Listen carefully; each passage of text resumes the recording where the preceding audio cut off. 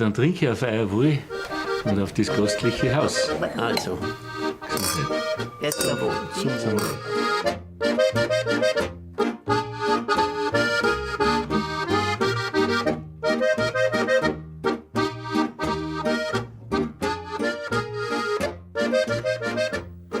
Den ersten musikalischen Gruß überbringt die Arlberger Lehrermusik. Andreas Birschner mit der Gitarre, Sohn Martin, von dem der kalvariborische stammt, auf der diatonischen und Günther Oettel am Boss.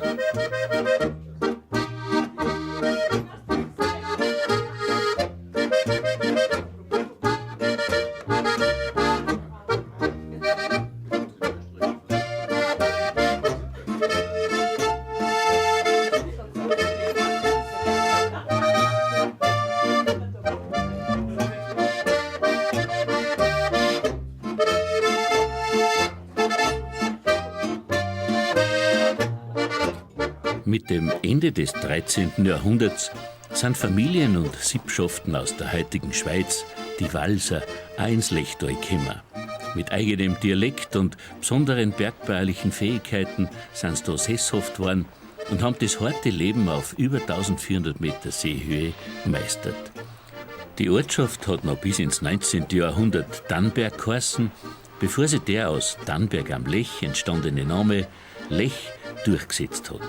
Noch vor 100 Jahren hat die Gemeinde Lech nicht einmal 400 Bewohner gezählt. Heute sind es über 1500. Die Lecher Pfarrkirchen mit dem markanten Turm und Zwiebildach ist dem heiligen St. Nikolaus geweiht und vor 25 Jahren gründlich renoviert worden.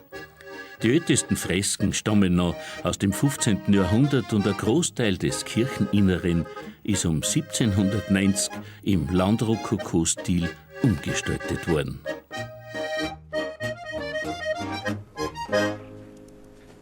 Wie die Wohnkultur der Walser ausgeschaut hat, kann man im 1590 erbauten Huberhus nachempfinden.